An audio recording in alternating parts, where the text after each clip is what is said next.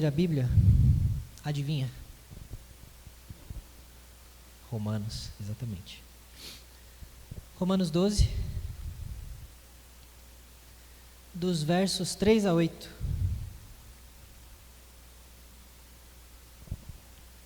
Livro de Romanos, capítulo 12, versos 3 a 8. Diz assim a palavra de Deus: Porque pela graça que me foi dada, digo a cada um de vocês que não pensem de si mesmo além do que convém. Pelo contrário, pense com moderação segundo a medida da fé que Deus repartiu a cada um. Porque assim como num só corpo temos muitos membros, mas nem todos os membros têm a mesma função, assim também nós, embora sejamos muitos, somos um só corpo em Cristo e membros uns dos outros. Temos, porém, diferentes dons segundo a graça que nos foi dada. Se é profecia, seja segundo a proporção da fé. Se é ministério, dediquemo-nos ao ministério. O que ensina, dedique-se ao ensino. O que exorta, faça-o com dedicação. O que contribui com generosidade. O que preside com zelo. Quem exerce misericórdia com alegria. Vamos orar mais uma vez? Senhor Deus, mais uma vez, Pai, diante de Ti, estamos Te oferecendo o nosso culto, oferecendo as nossas vidas. Que o Senhor receba, Pai, este momento, e mais ainda que o Senhor fale conosco, que o Senhor traga a mensagem que o Senhor tem para nós, que o Senhor nos confronte, que o Senhor nos corrija, nos console e nos alegre também em Tua palavra, Deus. Perdoa os nossos pecados, enche-nos do Teu Espírito Santo, em nome de Jesus, amém. Bom, nós temos lido Romanos já há algum tempo e nós temos visto que até o capítulo 11, Paulo estava tratando do que era o Evangelho e o que Jesus havia feito, tanto para os gentios quanto para os judeus. A partir do capítulo 12, nós vamos ver as aplicações práticas de Paulo para a igreja, tendo em vista tudo aquilo que ele já disse. E nos últimos domingos, nosso querido pastor, ele já nos abençoou adiantando a leitura de Romanos e deu para ter uma ideia, mais ou menos, daquilo que Paulo está tratando com a gente. E creio que estamos há tanto tempo lendo Romanos que o pastor deve ter pensado, deixa eu ajudar o menino, né? Que senão, sabe-se lá onde vai terminar isso. Mas como a vida não é um mar de flores, o pastor pulou esse pedaço e é esse pedaço que a gente vai falar hoje. Bom, antes de tudo, vamos relacionar aquilo que a gente leu com o que veio antes. Porque Paulo, ele começa com portanto. Se ele está começando com portanto, ele está dizendo algo com relação àquilo que ele já disse. No versículo 1 e 2, Paulo diz que pelas misericórdias de Deus, ele estava rogando para que os irmãos oferecessem a vida deles como sacrifício vivo. E não só como sacrifício vivo, mas santo e agradável a Deus. E ele vai falar que esse é o culto racional da igreja, que é dessa forma que a igreja cultua a Deus não apenas no domingo, mas durante todos os dias da sua vida. E ele vai pedir para eles não viverem conforme os padrões deste mundo, mas deixar Deus renovar a mente deles, dia após dia, transformando a mente deles, para que eles então experimentassem a boa, agradável e perfeita vontade de Deus. Isso é o que Paulo falou. E isso vai levar a gente à questão de o que significa então viver como sacrifício vivo, negando os padrões deste mundo e sendo transformado pela renovação da mente do corpo de Cristo. Significa exatamente ser o corpo de Cristo. E é sobre isso que Paulo vai discorrer a partir do verso 3. As Institutas, um livro famosíssimo, um pastor e teólogo que eu não sei se os irmãos conhecem, mas chama João Calvino, ele vai abrir as Institutas dizendo que a sabedoria verdadeira e substancial consiste principalmente em duas coisas: conhecimento de Deus e o conhecimento de nós mesmos. Mas, embora esses dois ramos do conhecimento estejam tão intimamente ligados, não é fácil descobrir qual deles precede um e produz o outro. Traduzindo, para ficar mais fácil. Tudo que é necessário para a gente saber, para ter um verdadeiro conhecimento sobre o que é a vida, o que é a existência, um correto entendimento sobre o mundo, a realidade, nós primeiro precisamos entender quem é Deus e depois quem nós somos. E agora pense nos versículos 1 e 2 como uma forma onde o último argumento é resultado do primeiro. Então nós temos primeiro que precisamos de uma renovação da nossa mente, ou seja, ter um correto entendimento de quem Deus é e de quem nós somos. Depois nós precisamos gerar, através desse entendimento correto, um oferecimento da nossa vida como uma vida santificada a Deus. E isso vai fazer com que a gente rejeite os padrões do mundo, e rejeitando os padrões do mundo, estaremos oferecendo o culto racional e experimentando a boa, perfeita e agradável vontade de Deus. Quando nós temos o correto entendimento de quem Deus é e quem nós somos diante de Deus, nós não pensaremos de nós mais do que convém. E é isso, assim que ele abre o texto de hoje. Pela graça que me foi dada, ele diz: peço que não pensem de si mesmos mais do que convém. E nota essa expressão, pela graça que me foi dada. Essa expressão ela é importante, porque ela vai ditar todo o rumo do que vai vir a seguir. Porque Paulo está dizendo, pela graça que me foi dada, eu peço a vocês. Paulo, ele não é qualquer pessoa. Paulo, ele não é qualquer pregador, mas ele é justamente o apóstolo chamado diretamente por Cristo para ser o fundamento da igreja, junto com os outros 11, os outros 12 na verdade, e com os profetas. Juntamente com eles, Paulo está dizendo, porque eu fui chamado apóstolo, porque essa autoridade me foi dada, eu ordeno a vocês, não pensem de vocês mesmos mais do que convém, além do que convém. E o que é pensar com moderação? O que significa não ultrapassar essa linha? Existem duas formas de ultrapassar essa linha, uma para mais e outra para menos. Primeiro, para mais. Nós não devemos achar que nós, eu, você, qualquer um de nós, somos mais importantes do que qualquer outra pessoa na igreja. Aquela postura de que, sem mim esse ministério não vai para frente. Se eu não fizer, ninguém vai fazer. Se eu não for, a igreja vai morrer. O que será dessa igreja o dia que eu sair daqui? Coitados, sentirão a minha falta. E para isso Paulo está dizendo, você não é o centro da igreja. Eu não sou o centro da igreja. Nenhum de nós é o sustentáculo da igreja. Nós não somos a base da igreja. A obra de Deus não depende da minha vida, não depende de nenhum de nós. Deus nos usa, claro. Ele edifica a sua igreja através de nós. Mas se nós não estivermos aqui, a igreja continuará sendo edificada apesar de nós. Deus, é lógico que ele se alegra em agir por nosso meio, mas ele não está dependendo da nossa boa vontade para fazer o que ele precisa fazer em nosso meio. Outra coisa que pode nos levar a pensar mais sobre nós do que nós deveríamos é acreditar que os nossos dons são superiores aos dons das outras pessoas. Como que quem diz que o meu dom é mais útil que o do irmão? Todos os dons vêm do mesmo Espírito. Paulo vai dizer que de um só Espírito vêm todos os dons. Às vezes, essa arrogância de achar que o seu dom é superior se manifesta na seguinte situação. E um dos professores do seminário usou esse exemplo em uma das aulas essa semana. Existem muitos pastores que se recusam a se envolver com adolescentes e crianças, por exemplo. Não é que eles não se envolvem porque já tem alguém lá, mas eles se recusam a fazer isso. Por quê? Porque eles pensam que isso não é trabalho para o pastor. Isso é trabalho para o seminarista, isso é trabalho para a irmã da igreja. Isso é trabalho para quem não estuda teologia e que tem que ensinar as crianças. O que é justamente o contrário. As nossas crianças, os adolescentes, precisam de alguém que ensine fielmente as Escrituras, com um fundamento sólido, para que lá fora eles não se desviem.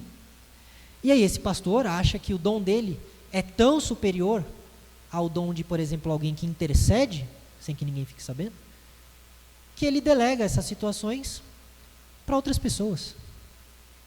Alguns presbíteros, alguns professores, alguns pregadores, missionários, não fazem nada além de trazer aquele imenso conhecimento que eles acumulam para eles mesmos, para nós que somos réis mortais e precisamos aprender com eles. E aí eles nunca se disponibilizam a visitar os enfermos ou visitar os que não podem estar na igreja, a limpar, a cozinhar, a evangelizar ou fazer qualquer outra coisa que não seja estar aqui, no púlpito pregando ou ensinando.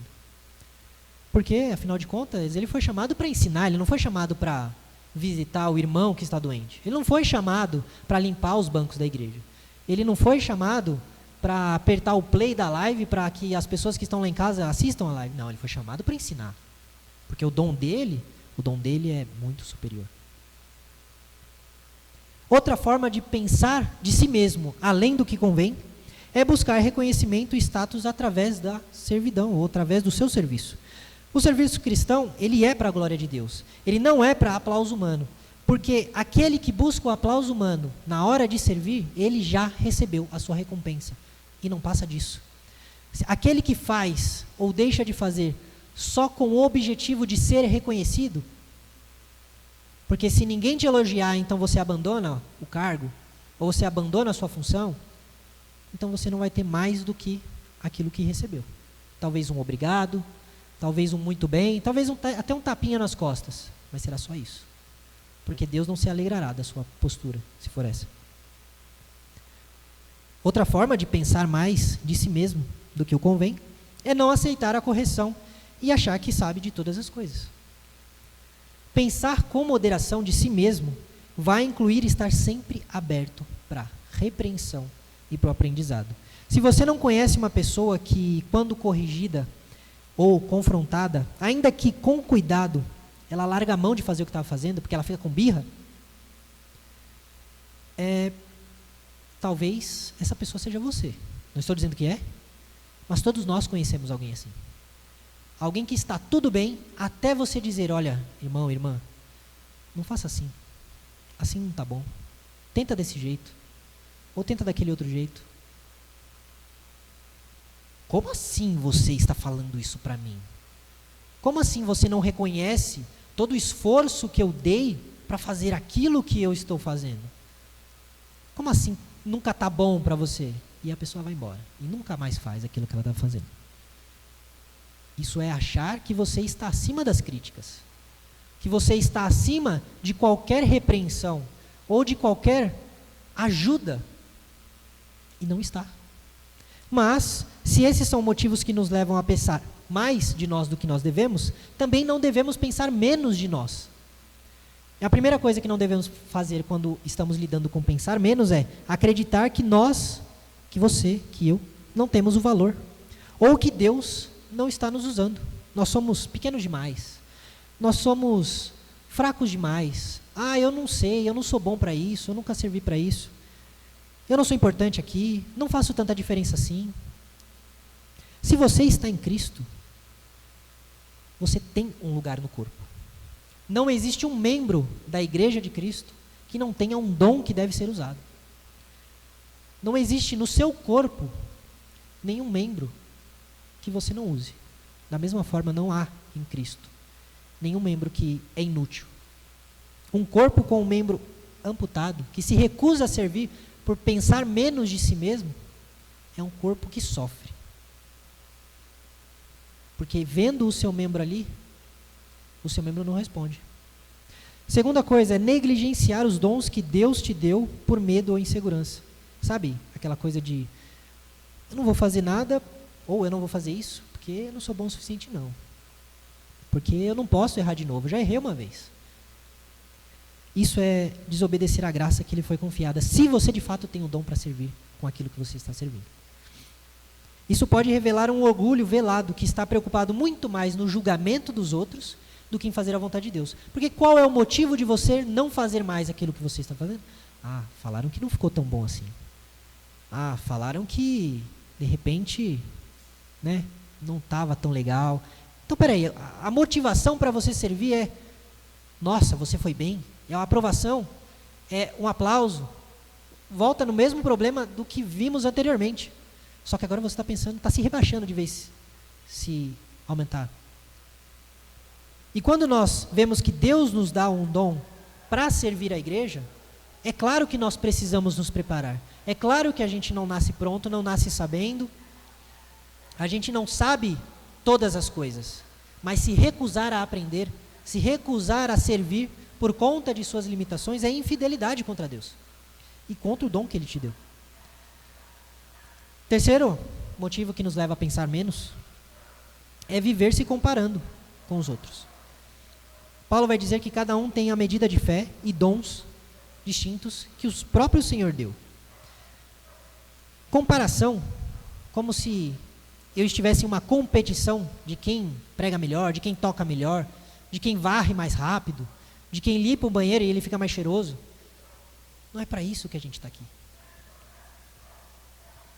Isso só pode gerar inveja, ingratidão e rivalidade. Também é uma característica de um orgulho que está escondido. E por último, achar que humildade é se anular. Porque tem gente que acha que ser humilde é dizer, não, imagina, eu não sou nada disso não, eu sou um lixo, eu não presto. Calvinista tem essa mania, né? Eu sou um miserável pecador.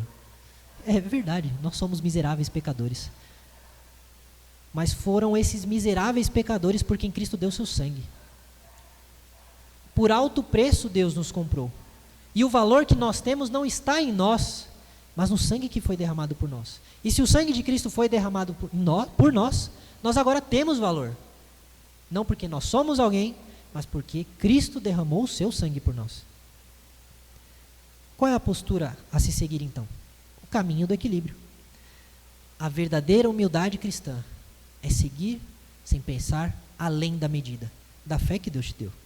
Reconheça que tudo o que você tem vem de Deus. Se você tem uma boa oratória, se você sabe falar, foi Deus que te deu isso. Se você sabe convencer os outros, foi Deus que te deu isso. Se você sabe ser um ombro amigo para ouvir aqueles que têm suas queixas, suas tristezas, é Deus que te deu isso. Se você é bom de orar, você ora 2, 3 horas e seu joelho não dói, foi Deus que te deu isso. Se você ama cozinhar para os irmãos, se você ama limpar a casa do Senhor, se você ama organizar as coisas, organizar eventos, foi Deus que te deu isso. Se você tem uma capacidade, seja ela qual for, da menor para mais chamativa, foi Deus que te deu isso. E tudo que você tem de bom é graça. É graça do Senhor. Você não é apenas um poço de pecados. Você não é apenas um ímpio. E ainda que fosse, até o ímpio é alcançado pela graça de Deus. Jesus vai dizer que a chuva cai sobre justos e injustos. Tanto os crentes quanto os descrentes sabem o que é sorrir. Sabem o que é felicidade. Sabem o que é realizar os seus sonhos.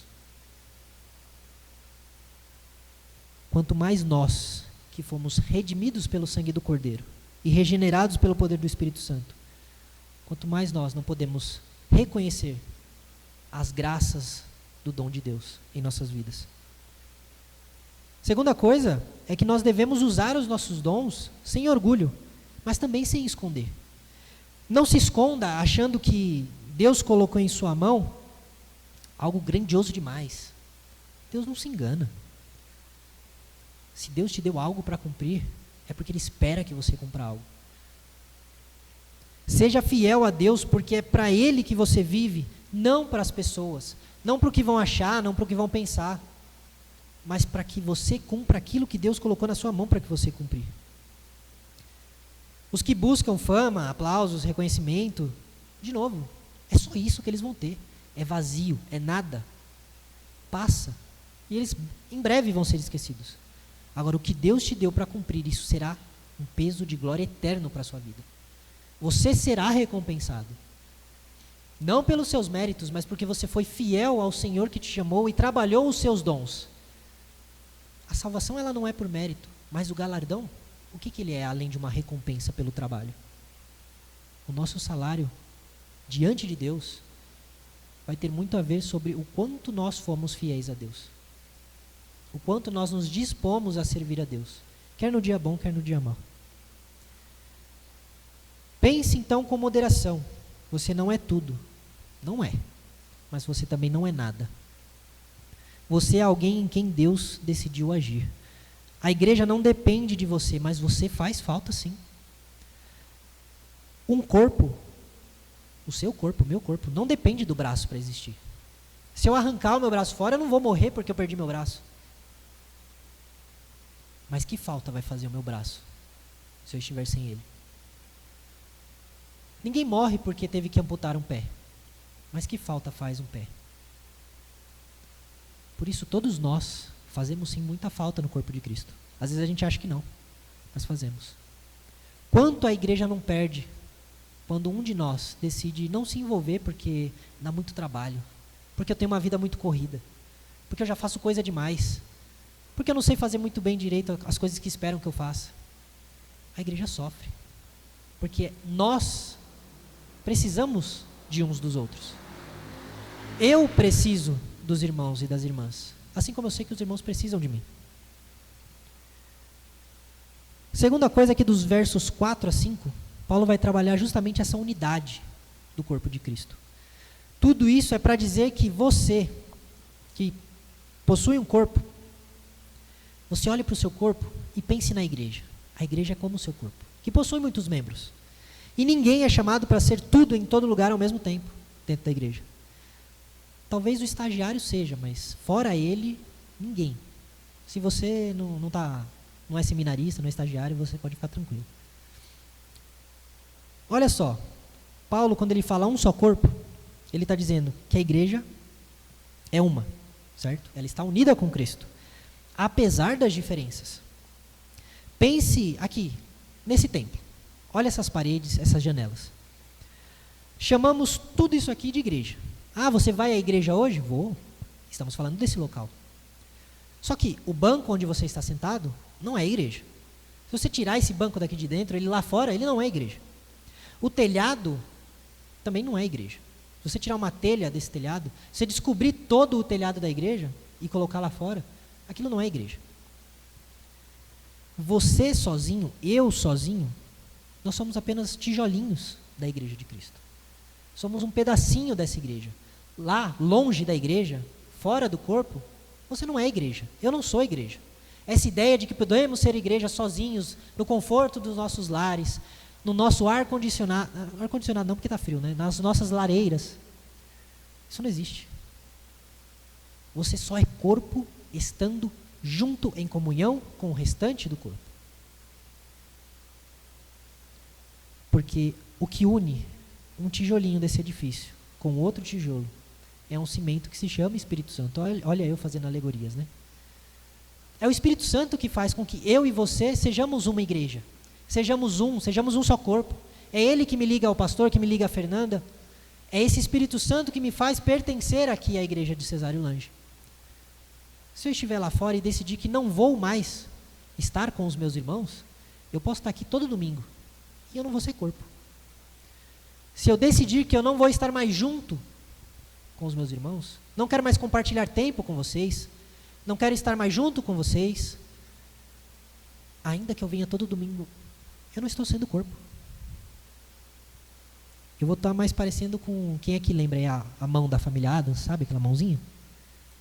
Pode até ser que esteja viva, mas está longe, está amputada, está deficiente. Existe uma realidade espiritual nesse conceito de corpo que é semelhante ao que ocorre no batismo e na Santa Ceia. No batismo, nossa confissão de fé e o nosso catecismo maior e breve vão dizer que o batismo é um sacramento no qual o lavar com água, em nome do Pai, do Filho e do Espírito Santo, demonstra e sela a nossa união com Cristo, a participação das bênçãos do pacto da graça e a promessa de que pertencemos ao Senhor. Não quer dizer que a água por ela mesma nos faz igreja, mas de uma forma espiritual somos unidos ao corpo de Cristo no momento do batismo. Ainda no catecismo, na pergunta 96, ele diz que a ceia do Senhor é o sacramento no qual, ao dar e receber pão e vinho, conforme a instituição de Cristo, se anuncia a sua morte, e aqueles que participam dignamente tornam-se, não de uma maneira corporal e carnal, mas pela fé, participantes do corpo e do sangue de Cristo, com todas as suas bênçãos para o seu alimento espiritual e crescimento da igreja. De forma espiritual, todos nós estamos unidos em Cristo.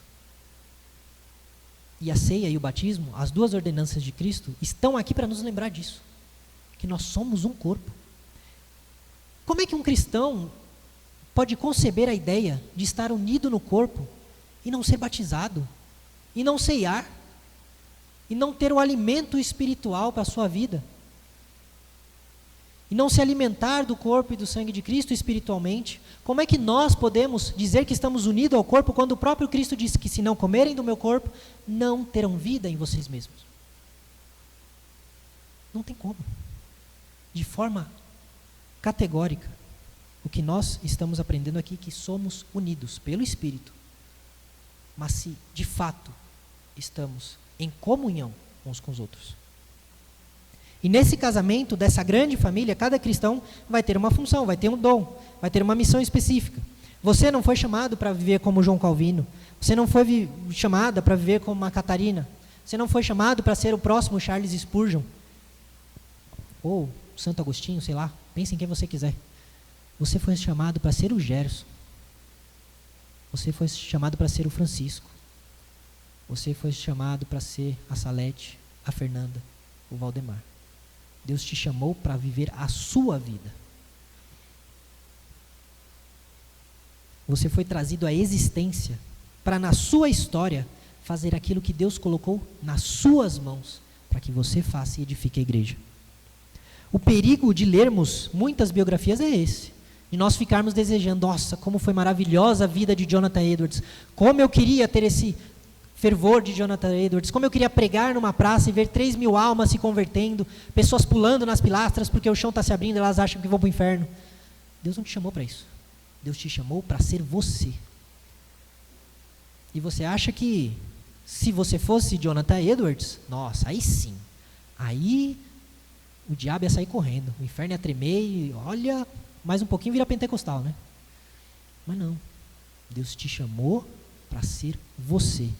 E Ele deu dons e talentos para você ser você e ser uma bênção, tanto para a igreja quanto para as pessoas que convivem com você.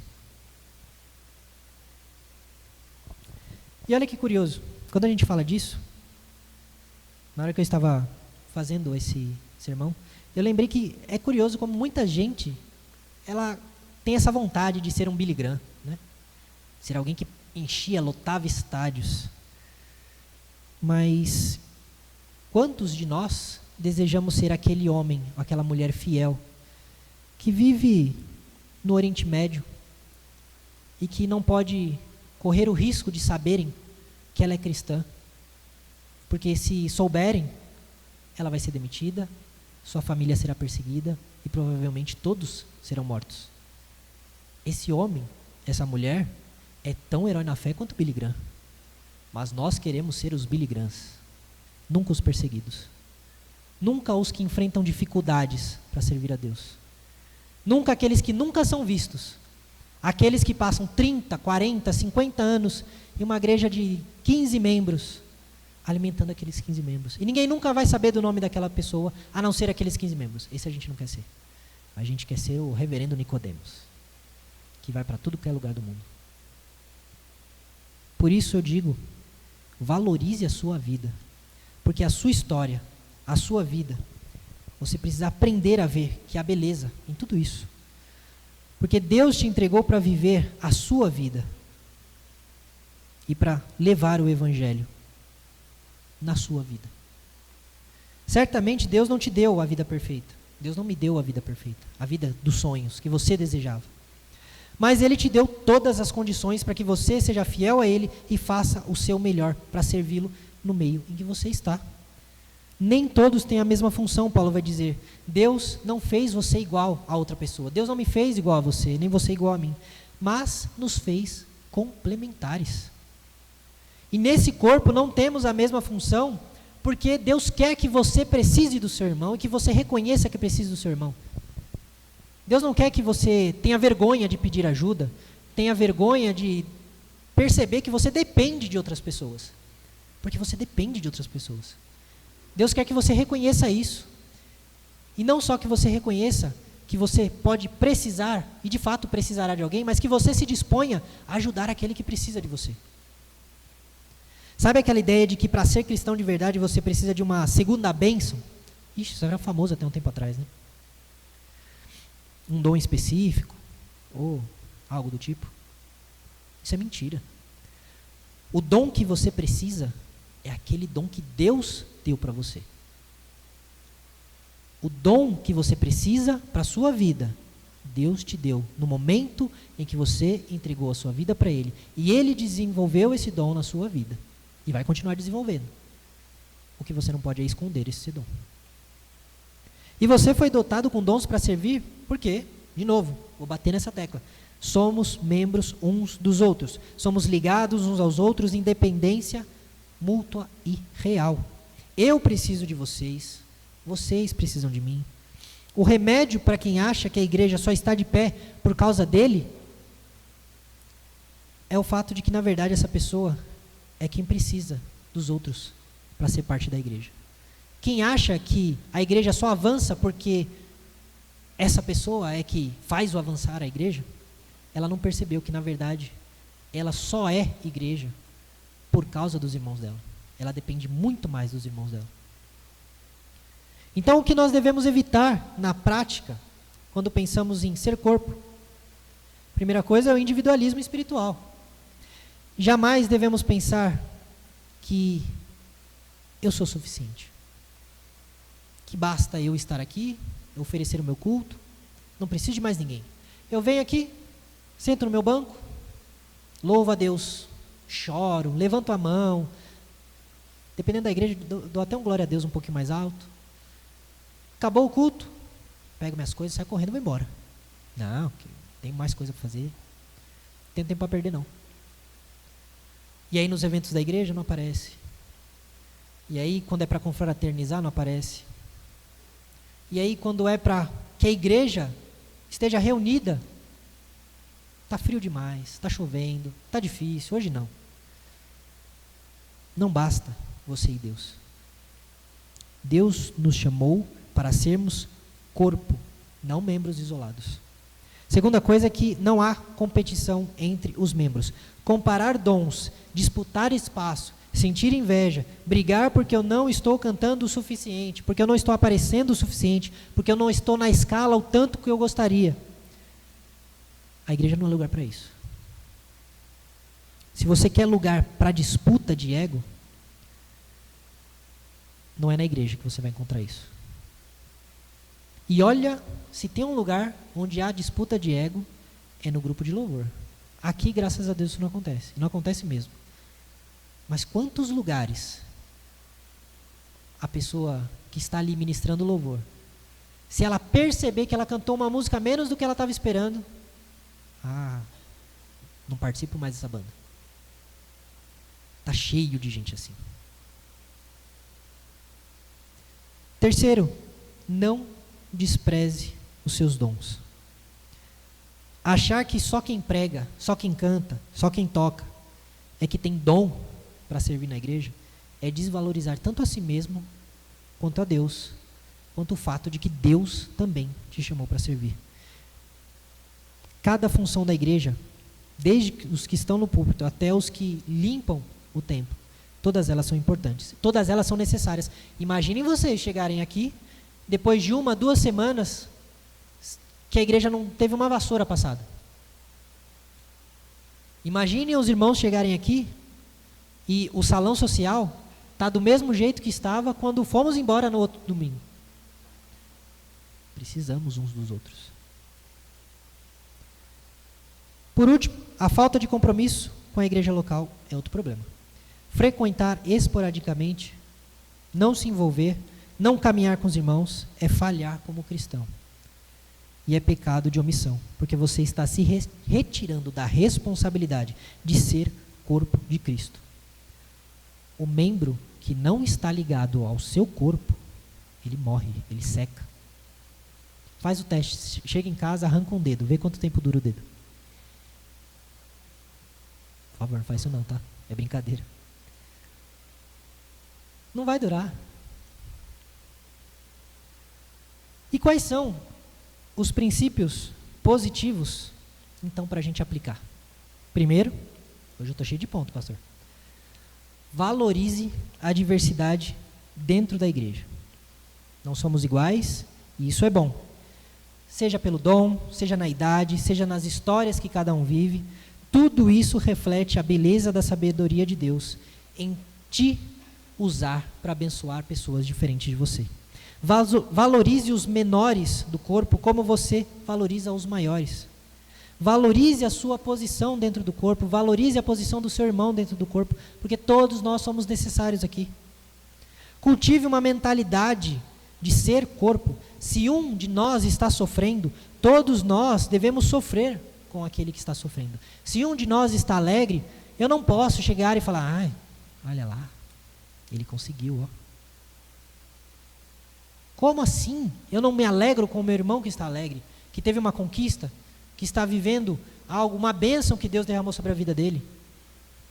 Não podemos ser indiferentes à vida dos irmãos.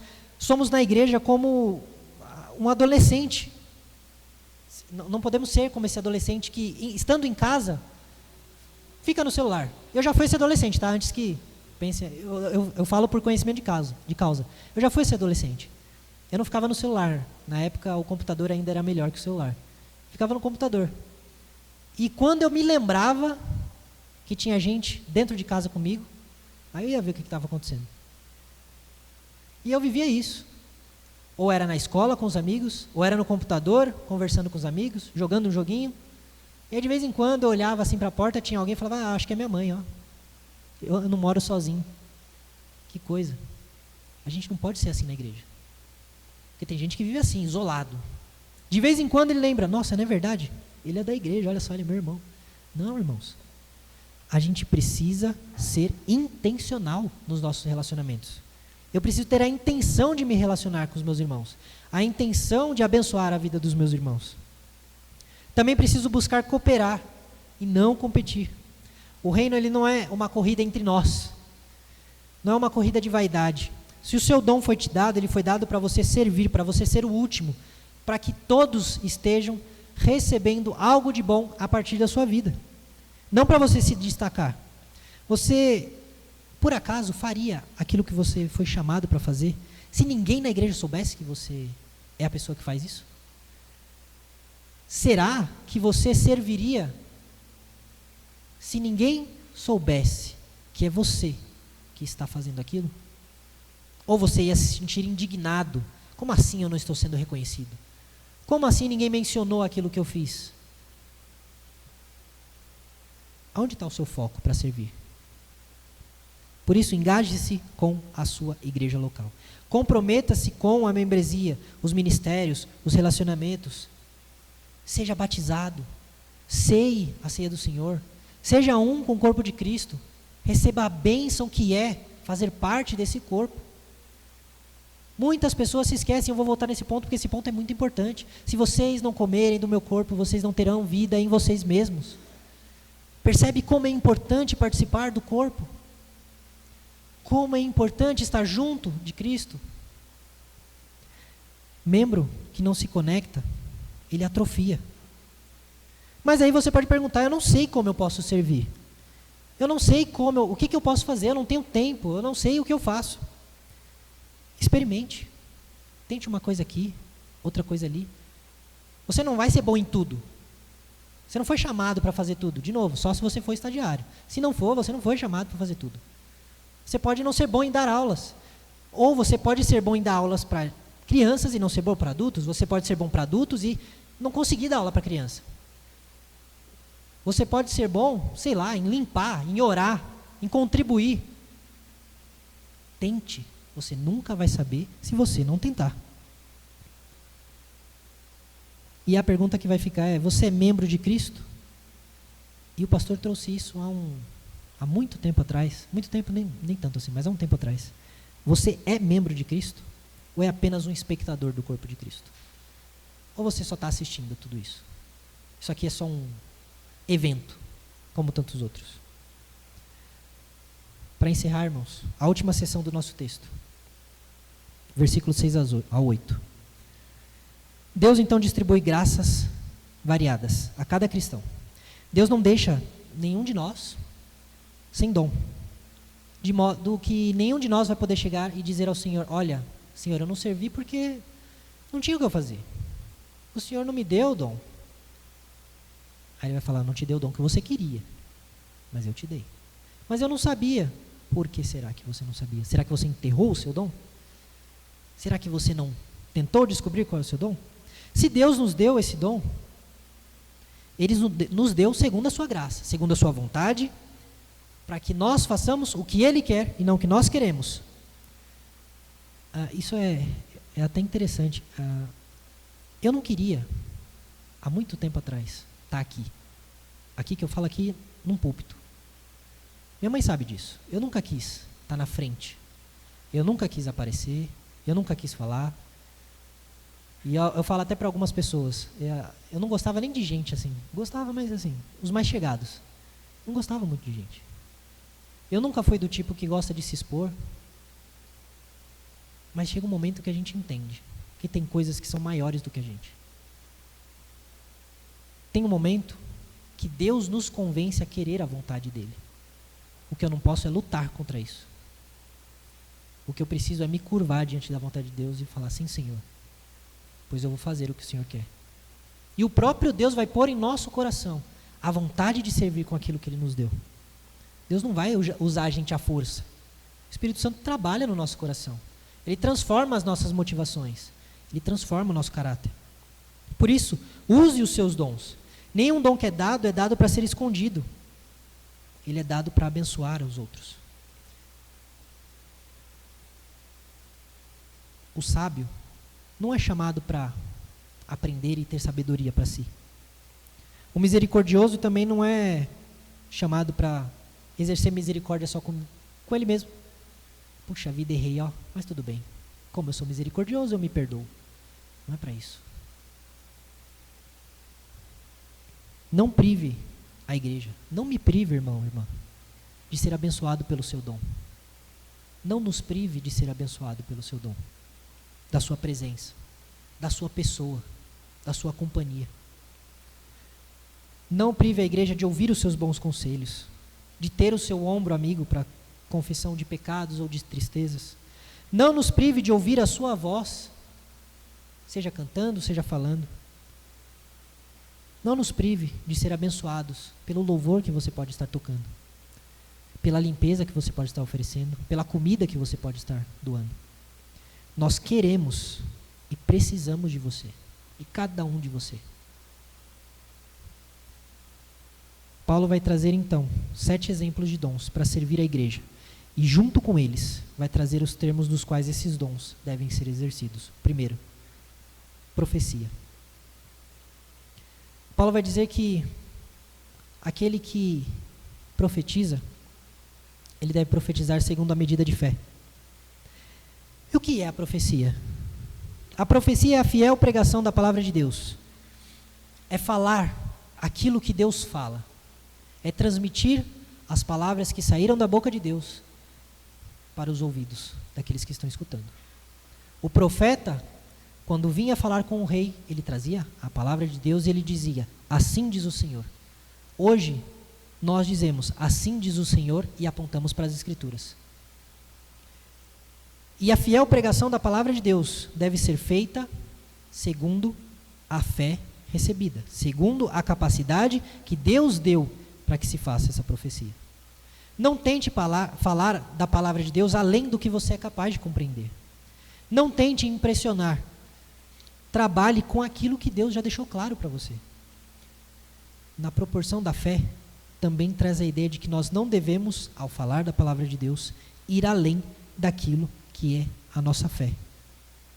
Não devemos ir além daquilo que nos foi entregue. Não devemos ir além das Escrituras. Ele também vai falar do ministério.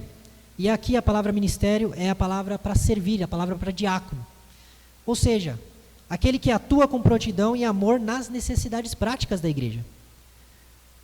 Porque os apóstolos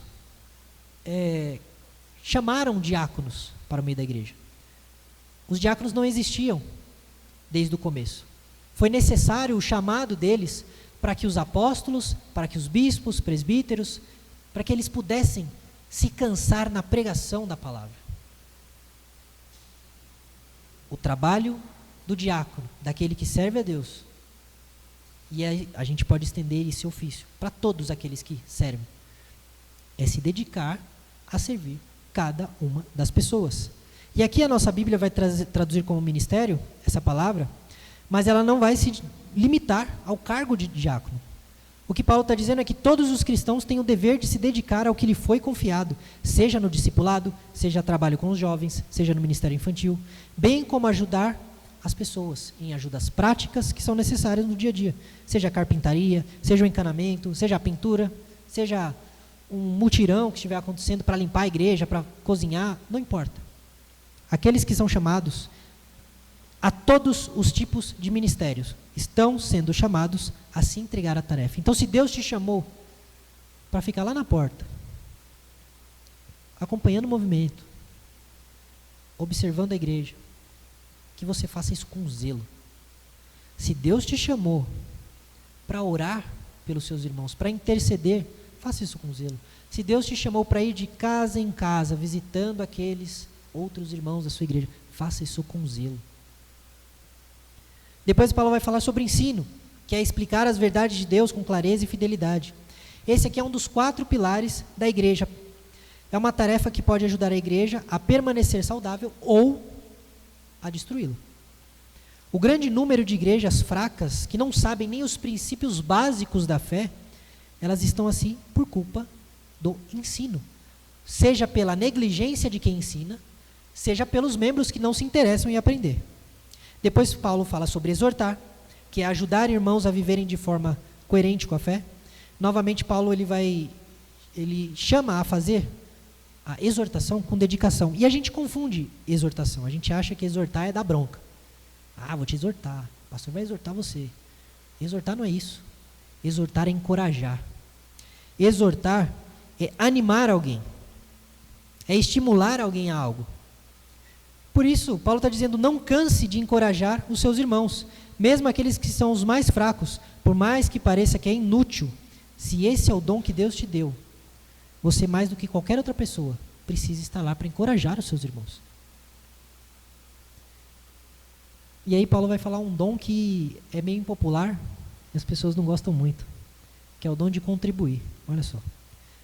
Ajudar financeiramente, com generosidade e alegria, é um dom também. Sabe aquela pessoa que contribui? Não apenas financeiramente, mas financeiramente também, com amor. Quando ela tem para dar, ela entrega de bom grado. Não, meu irmão, mas tu não precisa, eu insisto. Aquela pessoa que insiste em doar para a igreja, em abençoar a igreja com o que ela tem. Esse é o dom que a gente não quer, né? Mexeu com o nosso bolso, a gente não quer. E aí as pessoas fingem que isso nem é um dom. Mas existem pessoas que amam contribuir. A esses é dito que então contribuam com generosidade, não pensando no quanto aquilo vai fazer falta. E de novo, isso é uma aplicação prática para todos nós. No dia que nós deixamos a nossa oferta, o nosso dízimo, não deixe pensando assim, esse dinheiro vai me fazer uma falta. Não dê. Se vai fazer falta, não dê. Se você está, assim, não está feliz em entregar aquilo, pode ficar com o seu dinheiro. Deus não precisa do seu dinheiro. É melhor que você não dê, que você dê com má vontade. Depois Paulo fala sobre presidir, que é conduzir com dedicação e zelo a outras pessoas ou outros eventos. E é o dom de liderar.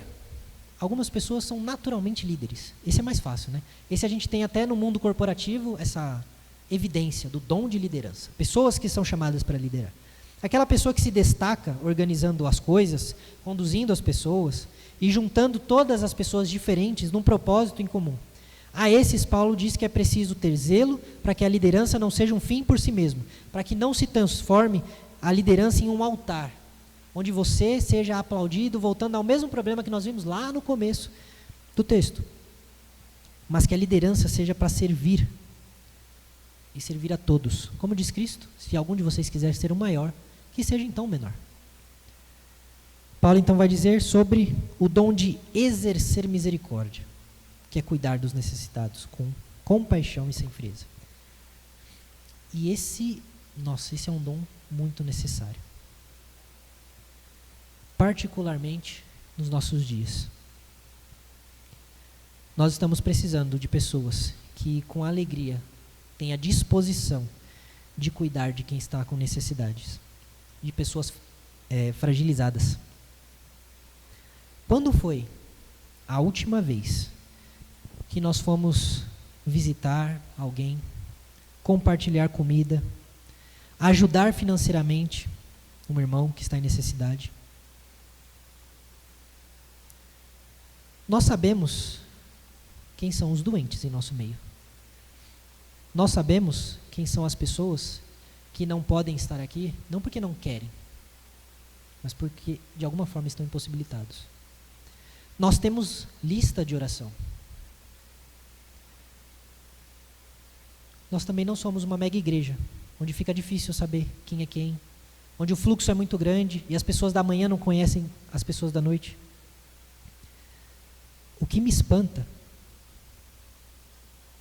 é que numa cidade tão pequena como a nossa, numa igreja pequena como a nossa, num lugar onde todo mundo sabe tudo o que acontece da vida de todo mundo, isso pode até ser o indício de um pecado, mas não é sobre isso que eu quero falar. Numa cidade tão pequena como essa, mesmo assim, porque nós temos pessoas em nosso meio que, se o pastor não visitar, que se o pastor não mandar mensagem, que se o pastor não correr atrás, essa pessoa não vê um irmão na casa dela. Por que nós agimos como se nós vivêssemos em São Paulo, onde tudo demora 2 horas? Onde para ir visitar alguém, eu tenho que pegar um trânsito horrível. Eu estou acostumado a ver essa frieza, essa distância. Eu nasci e cresci em São Paulo, estou lá de volta. Isso é comum. É uma cidade que ninguém tem tempo para nada. As pessoas não têm tempo para você. Você acaba não tendo tempo para as pessoas. E não há espaço na agenda para nada, além de comer, trabalhar, dormir. De vez em quando ir ao médico, ir à igreja, ir no mercado fazer compra. Mas agora, o tempo está tão corrido que a gente faz compra pelo celular. E eles entregam. E nós, que temos tudo para sermos acolhedores. Nós, que somos do tamanho de um, não sei, de um ovo, uma cidade tão pequenininha. Tem irmãos que, se deixar, vão ficar sozinhos. A menos que eles venham para a igreja. Ninguém vai aparecer na porta deles. Ninguém vai mandar uma mensagem. Ninguém vai falar nada. Nós precisamos, como nós precisamos exercer misericórdia. Só que com alegria. Eu vou lá na casa daquele irmão, mas nossa, eu tinha que cozinhar, tinha tanta coisa para fazer hoje, mas vou lá, né? Não. Eu vou lá, porque aquele irmão está precisando de mim, porque aquela irmã está precisando de mim. É chorar com a tristeza daquele que se sente só e não querer ver aquela pessoa nessa situação. Sofrer junto com a pessoa. E aí você pode olhar para esse dom, ou para qualquer outro que eu disse aqui, e dizer, não vou fazer porque eu não tenho esse dom, eu não sou misericordioso. Existem 2 respostas para esse tipo de atitude. A primeira, um pouco mais mal educada, é cria vergonha na sua cara. Porque você foi chamado a exercer misericórdia. Você foi chamado a servir. Você foi chamado a estar em unidade com a igreja. Jesus não mandou só os 12 pregar para as pessoas. Ele disse, vão por todo mundo, preguem o evangelho a todas as pessoas. Não foi só Pedro que pregou.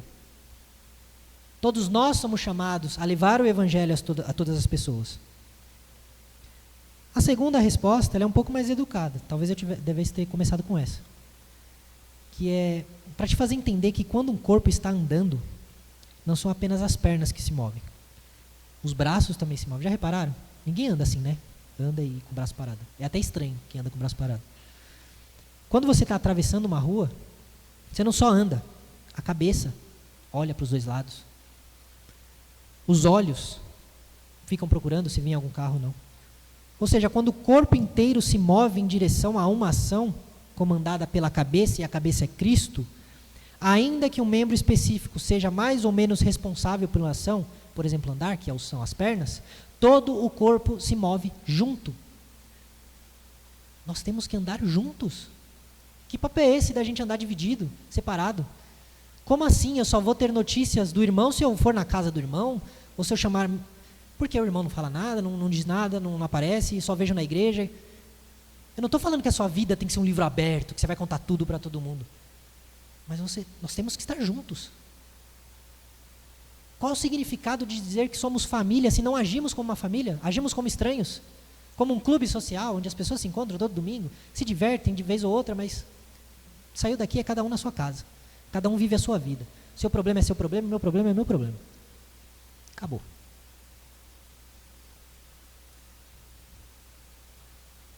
Por isso, eu sei que está longo hoje, irmãos, mas eu estou acabando. Não enterre os seus dons e não espere perfeição para servir. Você não nasceu sabendo. Ao contrário disso, reconheça que você tem um dom, busque entender qual é o seu dom e use o seu dom com zelo e fé. Sirva para edificar a igreja, não a si mesmo. É para isso que Deus te chamou. Aplicação, para terminarmos. Examine o seu coração com honestidade diante de Deus. Paulo vai dizer no versículo 3, não pense de si mesmo além do que convém. Pergunte a si mesmo, tenho achado mais importante do que os outros? Ou tenho me anulado e me escondido diante dos outros? O chamado é para uma avaliação sóbria, para uma avaliação honesta. Nem orgulho, nem autodepreciação. Peça a Deus clareza sobre quem você é em Cristo e o lugar que Ele te deu no corpo. Segundo, reconheça que você precisa da igreja e a igreja precisa de você. Não é possível viver um evangelho sozinho. Cristianismo isolado é desobediência. Se você está à margem da igreja, vivendo como consumidor, como alguém que apenas assiste os cultos, você está desobedecendo a Deus. Será que você está contribuindo para o crescimento do corpo? Ou você está sendo um peso para o corpo? Uma ausência para o corpo? Terceiro, descubra o seu dom espiritual e use-o. Deus não deu dom para você para que você seja admirado, mas para que você seja usado para abençoar outras pessoas. Você já se perguntou a Deus qual é o seu dom? Já conversou com seus líderes sobre onde você pode servir? Porque isso é uma coisa que ninguém pensa, né? Chegar para o pastor, onde é que vocês estão precisando de ajuda? Quando foi a última vez que fizeram isso para você, pastor? Tem algum lugar aí que está faltando alguém? Muita gente, né, que faz fila para falar isso com o senhor? Não, né? Precisamos servir. Ah, mas eu não sei onde. O pastor é a pessoa perfeita para te dizer onde. A Fernanda também é uma pessoa que sabe muito bem onde precisa de ajuda. Talvez falte apenas interesse. Quarto, se for servir, sirva com excelência. Se é contribuir, se é liderar, se é exercer misericórdia, não importa. Não importa. A medida no serviço a Deus deve ser de acordo com a medida das suas capacidades. Deus merece o melhor de nós, não as sobras do nosso tempo, do nosso esforço e da nossa energia. Avalie se você tem feito a sua parte com dedicação ou com desculpas. Quinto, fuja da comparação. Sirva no lugar onde Deus te colocou. Não tente ser o que Deus não te chamou para ser. Se você não prega, mas sabe servir com alegria, glorifique a Deus servindo com alegria. Se você não sabe cantar, mas você sabe, sei lá, fazer presentinhos para os dias de comemoração que nós temos nas escolas dominical, onde nós entregamos brindes para a pessoa, dia do jovem, dia da mulher, dia do pastor, sirva com o que você pode. Não ache que é pequeno demais. Encorajem outros a usarem os seus dons também. O texto mostra que todos os dons são importantes. Por isso, em vez de criticar quem serve, valorize, encoraje e afirme. Ajude os outros a obedecerem, a servirem. Descubra qual é o seu dom e ajude os outros a descobrirem qual dom eles devem colocar em prática.